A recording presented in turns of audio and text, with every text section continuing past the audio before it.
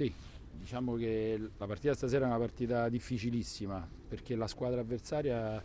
è una squadra giovanissima e velocissima, ci ha messo in netta difficoltà all'inizio, abbiamo dovuto aggiustare qualche cosa, abbiamo qualche persona fuori, anche loro avevano qualche persona fuori, ma noi diciamo che avevamo delle persone che sono quelle che poi ci rendono il gioco più facile per partire da dietro. Oggi abbiamo iniziato con qualche lancio lungo, forse un po' troppo, poi dopo le cose si sono aggiustate e la duttilità dei giocatori è stato quello. Dentro Simmi, che Lavagnini stava così e così, dentro Simmi è cambiata la partita e quindi abbiamo riagganciato e poi alla fine gli ultimi 30 minuti sono stati quasi tutti a favore nostro. Sì, beh, Oliva è stato un po' più contratto perché gli è stato chiesto di stare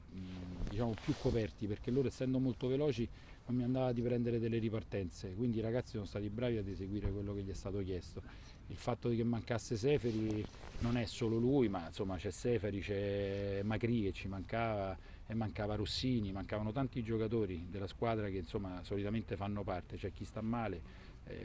però i presidenti che abbiamo sono fantastici, ci hanno messo a disposizione talmente tanti giocatori che possiamo contare su una squadra veramente importante quest'anno, quindi grazie a loro che ce l'hanno messa tutta, Villani e Alivernini ce l'hanno messa tutta per regalarci veramente una grande squadra e io mi sto divertendo ma non solo perché siamo primi e perché stiamo vincendo le partite ma perché c'è veramente uno spirito di gruppo importantissimo, cioè ognuno aiuta l'altro e questa è la cosa più importante.